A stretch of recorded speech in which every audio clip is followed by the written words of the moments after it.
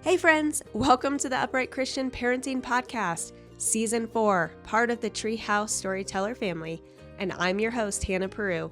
This is your place for upright parenting in today's sideways culture. We don't tiptoe around hard truths around here. We tackle cultural issues head on, build a bold biblical worldview, and equip you to lead your flock with courage. Our kids are being discipled by something, so let's make sure it's us. Grab your coffee, lace up your shoes, and let's raise kingdom arrows. Hey guys, welcome back to Upright Christian Parenting. We are in Nashville, Tennessee at the National Religious Broadcasters, and sitting down with me today, I have JP Gance, and I am so excited to talk to you all things family, ministry, marriage, all the Good, things. fun topics. Yes. Let's dig in. Yes, totally. Nothing controversial ever there. No arguments or conflict whatsoever. Super easy, breezy conversation. So why don't you tell us a little bit about your background, a little bit about yourself? Yeah. Well, we have 8 kids, my wife and I, 4 boys, 4 girls, ages 21 to 6.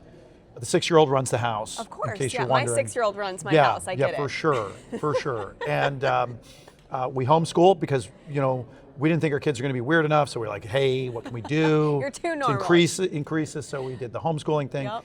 And I used to work in the political and public policy world, came to D.C., like a lot of people, to save America. So I was going to do it through politics. Yep. So you're welcome. I finished that. Oh, I was great, like, what else? great. What else can I Thank do? you. Thank you. Yeah. So, but 17 years ago, God started to redirect my life, my wife's life.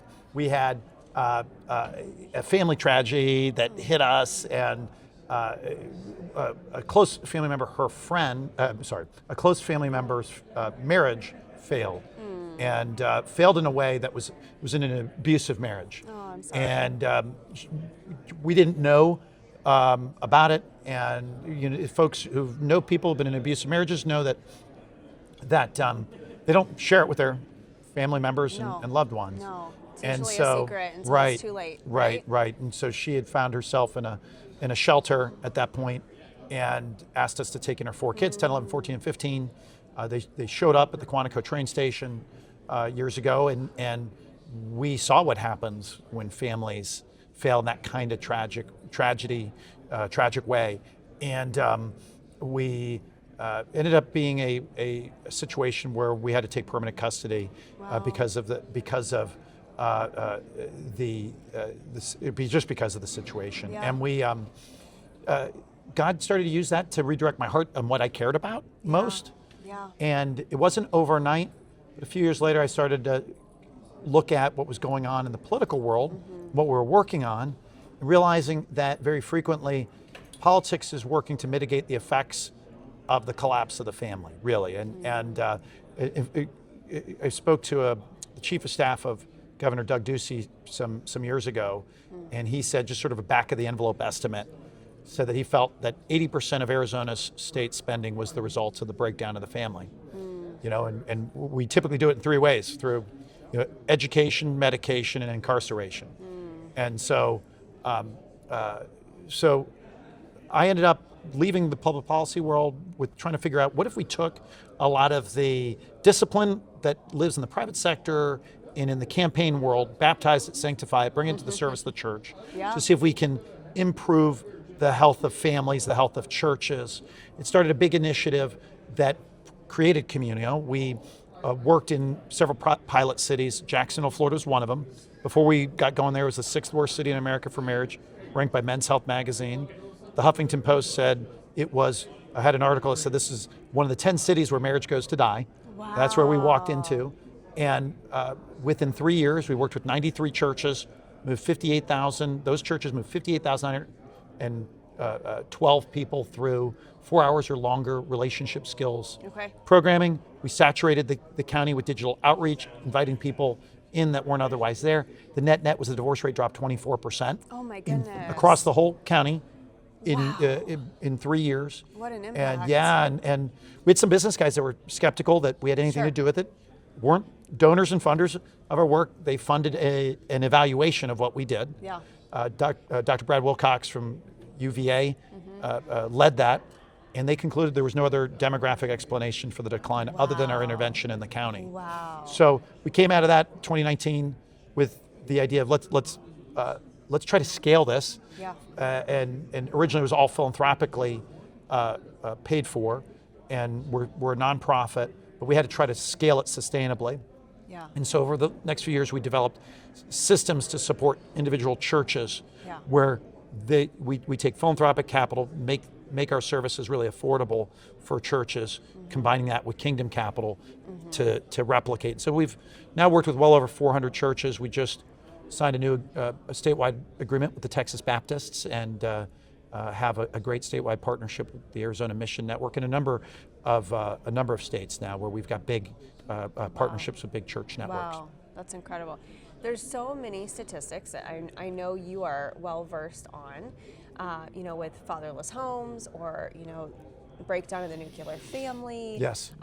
Let's talk through that stuff a little bit from your perspective. I'd love to get your insight on, really like, why is the nuclear family under so much attack? Like, really why? Yes. Okay.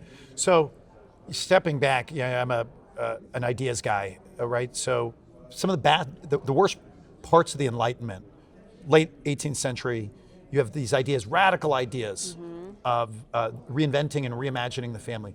Everyone's probably heard of this quote from Jean-Jacques Rousseau, where he said, "Man is born free, yet everywhere he's in chains." He was not writing about the French monarchy principally or the state. He was really writing about the bonds and the responsibilities that come from marriage and family life. Oh, interesting. Okay? Yeah. And so he bore this out in his own personal life. He fathered 5 children and put them all in orphanages.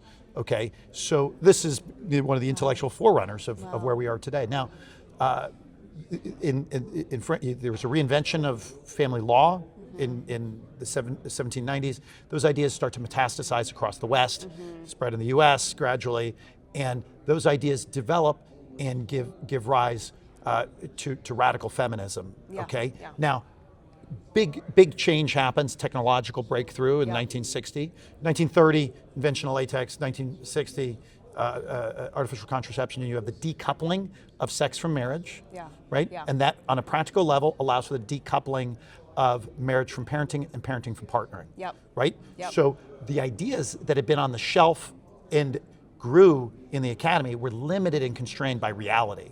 Now, the technological innovations allow those ideas to explode out onto the scene in a way that it never could before, right? And so in other, today, a lot of radical thinking, oftentimes, whether it's Marx or Engels or other thinkers on the left, see the family as an obstacle to their philosophical worldview and their philosophical lens. So that's kind of a super crash course on, I think, maybe... It doesn't meet their agenda. Right. Yeah. And look, the family, when the family is healthy, the family has a level of sovereignty, right? Abraham Kuyper uses the expression sphere sovereignty, the idea that God has created society in such a way that there's different spheres of sovereignty, and one of them is the family. There's 3 original institutions that God created: the family, the church, and the state, really. And in different ways, there's different locuses of human organization. And each of those, whether it's the school board or your local HOA, they all have different authorities. And when the family's functioning properly, it protects its own, helps to raise effective and good citizens with good, robust human capital, and is a check on the sovereign. Essentially, it's a form of a check where when families fail, the state grows, and in a lot of ways, that happens bilaterally, right? So it goes both ways. So the state also does create from time to time incentives to replace the family, right? Where dad may not be, having a provider isn't always necessary, and so in different ways, our policymakers, either intentionally at times, accidentally at other times, motivated by good intentions, have done things that diminish the formation of new families, and the maintenance of an ongoing family, right? You know, just for a couple stats to keep in mind. If you go right now today, there are 31% less people getting married now than in the year 2000 and 65% less than in 1970. Wow. Right? We've never had a time in our history where there's more unmarried adults. Yeah. And if we think just one second order consequence. Yeah. Right? Crime. Yeah. Right? The share of married households are the biggest predictor of the level of safety and crime in a particular community. Yeah. Right? So the old expression is, you know, marriage civilizes men. Well, I know Mrs. Gance agrees with that, and so if that's true, then there's never been a time in our history where there's more uncivilized men walking the streets of our communities, and that's what we're seeing. That's crazy. That's crazy. I mean, you've seen clearly the stats tell you exactly the theme that has happened and where we have come. Is this something that you feel like is going to continue to trend that direction, or do you see any hope and any swivel? Yes. Okay. So the term progressive. You've got Charlie Kirk. Go get married young. Go find a wife. Yes. I mean, do you feel like that influence is there? I think history does not move linearly. It moves cyclically. That's any good student of history knows. There's rises and falls of societies and civilizations. There's arcs. Yep. Not a singular arc, but there's an ongoing arc of history. Yes. And so, look, as a Christian, we have hope. It's a theological virtue. Yeah. And it doesn't mean we have to be optimists. That said, I am still optimistic because God has hardwired us for relationship. God has hardwired us for marriage. It's literally it's crazy that this has to even be said, but men and women are biologically created to fit together. Yeah. Okay? Yeah. We are in some way not fully complete without. It's not good for man to be alone. Right. Yeah. Right. Yeah. And look, there are great. Not everyone's called to the married life. The Apostle Paul is the best example of the single Christian. Okay, and as is said in the scriptures, you know that celibacy for the sake of the kingdom. That's certainly that's certainly a good. But the norm is the married life because it points. It's God's covenantal sign of salvation. Yeah. He wired it. It's a gift to all of humanity. At the beginning of salvation history, all of salvation history points to the eschatological wedding feast of the Lamb. And it's over, it's saturated. The nuptial meaning of Scripture is throughout it, from the minor to the major prophets, from Hosea to Isaiah, and you see it in Ephesians 5, where Paul lays out that great mystery, right? And when God knew that, he's the author of human life, and so when he created human love to be when it's well lived, it's sacrificial. Yeah, you know, right. Being subject, as Ephesians 5:21 says, to be subject to one another out of reverence for Christ. And so that sacrificial love for one another images, it is an icon of Christ's love for his church. Yeah. And so when we think about, okay, Charlie Kirk, and I think over the last year of his life, he became much more dialed in to the enduring things, the important things. I'm not saying he wasn't committed before, but his public talking on it was really great. Yeah. And I think we're seeing, you know, with high engagements of young people are getting to church.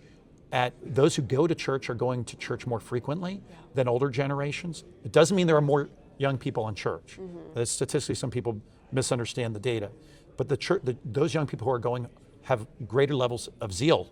That's what the data shows. Yeah. And That's men are encouraging. becoming more, young men are engaging at levels that historically have only been seen amongst young women. So that's also very encouraging. And our churches are anecdotally seeing higher numbers of new members and folks getting baptized and entering their membership than in past years. So I think I think those are all the seeds for something that can be a renewal and a revival. Objectively, I always say we're at the signs of a revival. We're not yet at a revival. Okay. The most encouraging sign is that Pew, which measures religious non-affiliation, and has done so for many decades, showed consistent growth for about 40 years. Every time they came out with a new measure of it, it jumped up 2-3%, 4%. The last 4 years, it has held flat. Wow. That's a significant change, right? From the trajectory has been meteoric. Right. It's hit about the 28% of all Americans threshold. Yeah. And when you peel out the religious nuns, it doesn't mean they're atheists. It just means they don't identify with any religion whatsoever. And once you uncover it, there's a lot of openness amongst the nuns, so to speak. Yeah. And so it gives the local church there's an opportunity, because we've exhausted. I think what we're seeing is the exhaustion of what postmodernity has sold us. That we've been told that life is meaningless. Just a bunch of abstract raw material. Go make your own purpose. You're an accident. Right, and define your own purpose. And they say, even optimistically, the existentialists would have said, hey, go out and you can be whatever you want and do anything you want, including a guy becoming a girl or a girl becoming a guy or whatever. And it's led people to a level of recognizing the meaninglessness of where they are. We're seeing a rise in mental health crises, the suicide epidemic. All of these things are the fruits of it. I think you're starting to see this shift back to a more mimetic approach to life, with a purpose-driven life that is found external to ourselves. And that's found in typically, it would be found in that hero's journey of going off, a woman finding a husband finding a wife, and forming a family, and this is why a man leaves his father and mother and cleaves to his wife. His story as old as time, and then going off sacrificially on an adventure and finding deep meaning and purpose in that. I think that calls to us, but there's a lot of work that we need to do if we're going to succeed in helping our young people live that out, because there's a lot of cultural headwinds. From our very first days, America has been driven by the idea that hard work could lead us to the life we always envisioned. And today, honoring that legacy, College of the Ozarks does more than just provide an education. We're reawakening the American spirit. When I thought about college, I knew that I wanted to do something that I was ambitious. C of O opened my eyes to the opportunities that were out there for me. Our model of providing a Christian liberal arts education to those facing economic hardship hasn't wavered since 1906. Our students graduate debt-free through our work education program. They learn how to live a life guided by their faith.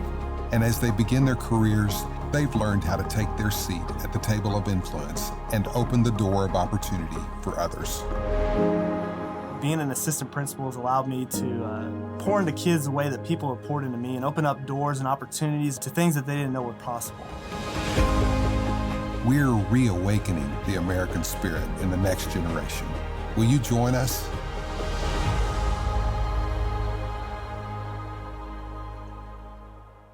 Wow, that's good. That's good. So I want to back up for a little bit and talk about the kind of the sovereignty structure that you mentioned. You kind of said when a family's operating correctly, it kind of self-preserves or self-protects. And I think what's hard for, especially kind of your more women's lib view or whatever, if you have not experienced that true form, the Godhead, the husband head, if you will, the wife submitting, the children underneath that, if you have not experienced that in a beautiful way, we started off the conversation with the abusive story, and so that's, the opposite, and that submissive never is abusive. No, Christ is never doing that to his church. Never. And so when you really fully experience God as the head of your family, and that unity, the triune of husband, wife, and the Godhead, everything underneath, your children have more peace, your marriage is more peaceful, you don't necessarily have unified every idea. We were talking off the record of things you don't agree with, but you're going to be able to come together in a different way. And I think our culture never tells that story. Yeah. And so like we don't, from the masses, don't realize what you're missing when you actually have that function properly. Yes, and sometimes you get pushback, Christians get pushback. So you just want the 1950s to come back, or you want to go back to some right, exactly. throwback. No, as a Christian, we know that on this side of the eschaton, every person and every period is a work in progress. Yeah. And always can be and should be improved upon. Yeah. So that's the nature of the spiritual life. Yeah. And so there are certainly great goods that existed in the 1950s. There's great goods that exist today. What we want to do is always improve upon wherever we're at. Yeah. And Christ gives us the ideal example of his sacrificial love for the church, right? And when you unpack, folks who read today Ephesians 5, they either get really offended by what Paul directs to women, and back gets up. I want to put a double click on it though, because in the ancient world, we don't fully grasp how revolutionary Paul's theology was. It's a theology of complementarity. Yeah. Okay? Yeah. We're equal in dignity before God. Okay? We're complementary. We're not the same. And anybody who just grasps the basics of human anatomy knows we're not the same. Right. So we don't need to pretend that we're the same. Right. God has given us a complementary role where we ought to, in a healthy way, depend upon each other. Yeah. Right? And within Christ's example of his sacrificial love for his bride, like there's a great icon for men to be able to live that out well, and there's a great icon for women to live this love out as well. A huge thing I think that's a challenge in Christian circles sometimes is that when we think about this, we engage in the dialectic, kind of reacting to the culture, where there's sort of a normative feminist dialectic where we kind of dump on men, and then pastors engage in that way, in a winsome way, to then also dump on men. And the reality is, we're not going to get out of this. None of us are getting out of this alive, but none of us are. The way that we get out of this is through a re-embrace of complementarity. That we need each other. We have to get away from the adversarial dialectic between men and women, and we have to be willing to name it and point it out on each side, because it exists on both sides, whether it's Andrew Tate or feminist ideology, right? Like there's challenges on both sides. One of the most alarming stats recently that came out from Pew is the sea change in how young women are thinking about marriage. Okay, this is very recent data that you had a over 20-point reduction in when asked the question of something to the effect of do you aspire to and how important is marriage in your life? There was we're going from about an 80% to about a 60% of high school graduating senior girls saying that it's a priority. Whereas young men, it stayed almost the same over the last 30 years. And so that's an example of where our young women are hearing the words of the world, being discipled by the culture on that marriage is a bad idea. Parents accidentally reinforce it. I was just speaking to a group of mostly Christian Ivy League college students in DC recently. And I asked them, how many of you heard from a family member that, now's the time to buckle down, get serious about your school, get a great degree, get maybe an advanced degree, get a career, get your career going. Okay, get settled. Then look around for a spouse. And about close to 70% of the room raised their hands. And these are generally the elite who should hold our general worldview. Okay. And the reality is that decision delays marriage and increasingly makes it likely that you never marry. And I shared with them, look, I'm not telling you need to marry someone you meet in college. Yeah. But I am telling you, you ought not to go into college with the decision that you will not marry anybody that you meet in college. Yeah, the 5-year plan, the 10-year plan. No, you like, just, lock that in. you, there's never a time in your life where you'll meet more, you'll be around more young people your age who you can find who share your values, who you will have the time to actually date. Yeah. You know, as busy as you think you are with your 15 credit hours and studying really hard, it gets a lot more real when you get out on the other side of, you know, when you're collecting a paycheck and you're trying to make partner. It'll be a lot harder to date. It'll be surrounded by a lot less people your age, and then we get funneled into, say, a dating app culture. Sure. And this is not a moral judgment on dating apps in the sense of like, not inherently, there are problematic dating apps morally, but there are dating apps that aren't, you know, Christian dating apps. Yeah.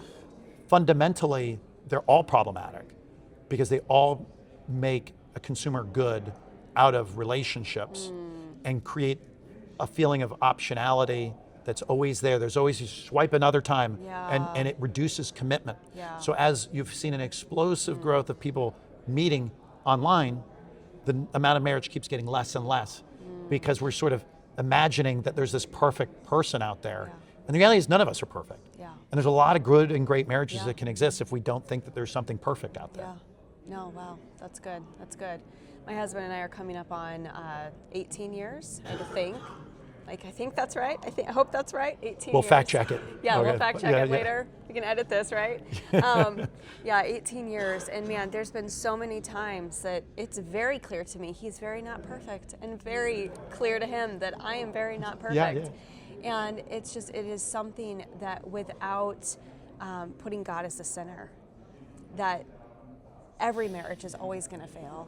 You know, at some capacities, something is going to happen if we don't have God at the center. I mean, there's crazy situations where they get through life and they're married 50 years without the Lord, but it's a sad thing knowing maybe the striving that had to go through, or the sacrifice of you know, maybe setting their own needs aside and not fully coming together and in perfect unity with that. And so and you know, and just reflect on one dimension of why that, what can fit, how the Christian life can influence the health of our marriages, right? In the Christian walk, a big part of a spiritually healthy Christian is cultivating gratitude, right? We're grateful for all the blessings in our life.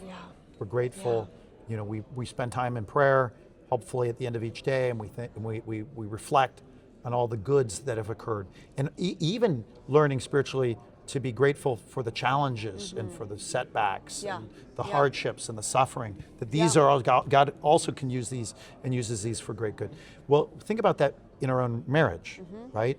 A huge skill that there's an area of marriage and relationship education, it's an academic secular field, would say like one of the keys to successful marriages is the skill, intrapersonal skill, an inward skill of appreciation.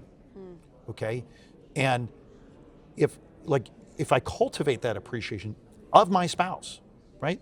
You know, taking a moment instead of immediately going, he didn't unload the dishwasher, or didn't get that into the washing machine, or didn't pick up, you know, his socks, or vice versa, stuff that a woman might do. Okay, if that is seasoned daily with like the things that I reflect on that I'm so grateful for in my wife, in my husband. You know, I'm so glad he got, you know, he's working hard to contribute to the family. I'm grateful that he grabbed that, you know, he picked up the kids from after practice when I couldn't, or I did. You know, but that is an example of a skill that the Christian walk naturally reinforces, and so people that don't have the gospel don't practice gratitude in the same way, right? And it can have a spillover. And actually, it's also a singular example of how good ministry around marriage can take someone who's not fully on board yet with the gospel, okay, and maybe a new Christian or not yet a Christian, and by cultivating these skills, you can start to point people to the gospel, right? So that they start to cultivate this skill of appreciation and realize that it's actually, this is good because it's pointing to something greater. Yeah. And Yeah. so, anyways. No, that's amazing. I think I read that you share kind of the same idea as me of the importance around the family table. Let's talk on that for a second. Yes, yeah. Family, mealtime is the most important time for us as a family. And I grew up with it. You could get in trouble for a lot of things, but if you missed dinner as a kid, that was like, you might as well have robbed a bank. I mean, that was the worst thing you could possibly do. So we've tried to make a culture of always having family dinners, but knowing that there's seasons of the year, quite literally, where there's basketball practice and football practice and what have you, and it's not always easy. And so there's times where it doesn't happen 7 days a week because of this and that, but whenever it can happen, it always happens. And so, and the cool thing about that is some of our newest research is reinforcing why this is so important. Oh, yeah. So we... it's not a new concept. No. Come to find out. No. Gather around the table, break No. bread together. I mean, No, totally. And this is how we can have it's a, using the modern expression, a platform. It's a great platform to disciple your children. Yeah. And it's also a great platform to reinforce not the child-led home, but the marriage-led home. Yeah. So husband and wife can actually engage in conversation together in front of the kids, and then also engage in conversation with the kids. There's on our website, it's free to download, there's a pastor's guide based on some new research we co-authored with a group of scholars at Harvard University. Okay. And it's the guide is intended to help parents pass on the Christian faith to their kids. Yeah. And so we had the survey instrument that we were able to borrow from the Harvard team from the Global Flourishing Survey that asked an adult in church about their childhood and about their parenting. Okay. And about themselves. So in a certain sense, it was a snapshot on 3 generations, right? Their parents, themselves, and their kids. Yeah. And we're trying to understand influences on faith practice. And one of the biggest ones, the biggest one that we found, was having frequent open conversations with your kids that encourage their Christian faith. Yeah. That is sort of like a superpower behavior. Yeah. And it's a superpower behavior that a single parent, married parent, a grandparent can engage in. Yeah. And, so good. and you can start doing it today. Yeah. And there's fun ways you can do it. Yeah. I've been practicing, having co-written the research, I've tried to put it to practice in my own family. And you ask questions, and you don't need to be a theologian. If your kids have Sunday school, just ask them after, what were some of the things that you did in Sunday school? Sure. It can be as simple as that. Ask them about it. Yeah. Okay, what do you think about the sermon today? Yeah. Right? That can be a simple thing if you're bringing them to church. So you're saying this novel idea to actually communicate with your kids. It's and crazy. It is have wild. An influence and involvement in their life. Yes, exactly. This is crazy. It is wild. You heard it Let me here get back first. to my Twitter feed. Anyways, no, but yes, that's right. So one of the ones I've started to ask is just trying to be creative. I asked my kids, if you could go back in time and be there for one biblical event, like you could see it, what would you? And I'll ask them a different. So I was in the car with my 13-year-old, 10-year-old sons, and my 6-year-old daughter, and I asked them, and the 13-year-old said, "Oh man, I want to be there for David and Goliath. That's great. Like I'd love to see that David just take that guy out." That's a good one. And we were talking about it for a little bit, and then my 10-year-old says, "I'd want to be there. I'd want to be there at the storm. I'd want to see Jesus walk on the water. Oh, wow. I want to see that." We talk about that for a few minutes, and then my 6-year-old says, "Yeah, I want to be there for Cain and Abel." I go, "Wait, what?" It's like, "Yeah, like I want to go to Cain and go, 'Why did you do that? What's wrong with you?' And then I would slap him." So that's fun. It leads to, there's different ways you can have. You don't have to you don't need to be a theologian. You can have these conversations. You can have fun with them. Yeah. And then as when they grow up, they're going to remember this. And what it shows is, in our research, if you have these conversations weekly, and by the way, nothing else in the survey had this kind of replicability. If you said you had it doing this weekly, you're 2.5 times higher odds of doing that weekly with your own kids than all other churchgoers. Then if you reported doing it daily, it was nearly 8 times higher odds of doing that same thing with your kids than all other churchgoers. Wow. So, and it's this kind of simple discipleship where the faith is actually truly shared, right? Where it helps our kids to be able to be formed in it and choose to follow Jesus as they grow up. Yeah, that's incredible. That's such a good reminder. It's such a tangible, easy thing that you guys can do right now. So I really appreciate that. The guide has some prompts too in it. So we suggest some ways for parents to be able to have these conversations. That's great. Spoon-fed. That's even better. That's really awesome. Before we lose time, I want to make sure we talk about your latest book. Yes. Yes, Endgame, the church's strategic move to save faith and family in America. I love that. And it's for pastors. It's for anybody who's very involved in their church, okay? Because the church is a solution to the marriage crisis, the family crisis. Has 3 parts. First part makes the case that religious non-affiliation and the rise of that is all wrapped up in the decline of marriage, and the decline of the married family has caused it. And there's lots of good data on that. And then how Christianity spread was through our revolutionary treatment of women and marriage. Women and men had equal dignity in the Christian world, where that didn't exist in the ancient world. Women flocked to it. Christian marriage changed the world. Okay, and so then it goes, okay, it's breaking down. Why? We go into the decoupling, and the second section goes into what does a healthy relationship look like, for parents, kids, and then the last section of the book is, okay, what can the church do about it? What does a world-class ministry around relationships that encourage marriage and for marriage look like in the local church? Yeah, that's great. That's great. All right, where can everyone find you? Communio.org, COMMUNIO.org. You can buy our book, that book, Endgame there. You can download the pastor's guide that I referenced there for free. And you can follow me on X at JP and you can sign up for a free newsletter. Oh, that's wonderful. Guys, check out his stuff. I'm going to have everything in the show notes, make it easy on you. So, man, it was such a pleasure having you. Great to meet you, Hannah. Thanks for doing this. Being in the treehouse in Yes, Nashville. that's great. Love it. Thank you.